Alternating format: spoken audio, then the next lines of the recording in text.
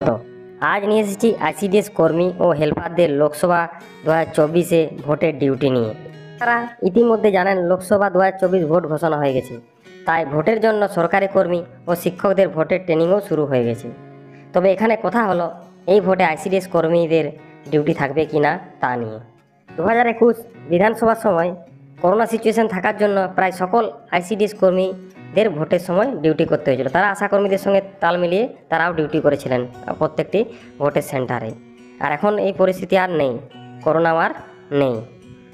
তবে অনেক আইসিডিএস কর্মী বিএলও এর ডিউটি করেন। তাদের অন্যান্য কর্মীদের সাথে বাড়ি বাড়ি গিয়ে সিনিয়র সিটিজেন বা যারা হ্যান্ডিক্যাপ্ট আছে তাদের ভোটের দেওয়ার কাজে সহযোগিতা করতে হবে। তাই তাদের আলাদা কোনো ডিউটি থাকছে না, যেহেতু তারা বিএলও। আগের বছর পঞ্চায়েত ভোটে যদিও আইসিডিএস কর্মীদের কোনো ডিউটি থাকেনি, তবে আশা কর্মীদের যে ডিসিআরসি সেন্টার সেখানে তাদের ডিউটি ছিল, সেখানে কোনো আইসিডিএস কর্মীদের ডিউটি থাকেনি।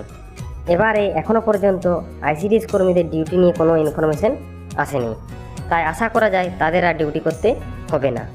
এই বছর লোকসভা ভোটে যারা পার্মানেন্ট সরকারি স্টাফ বা শিক্ষক তাদেরই ডিউটি দিয়েছে, অন্যান্য স্টাফদের বা ক্যাজুয়াল স্টাফদের কোনো ডিউটি আসেনি।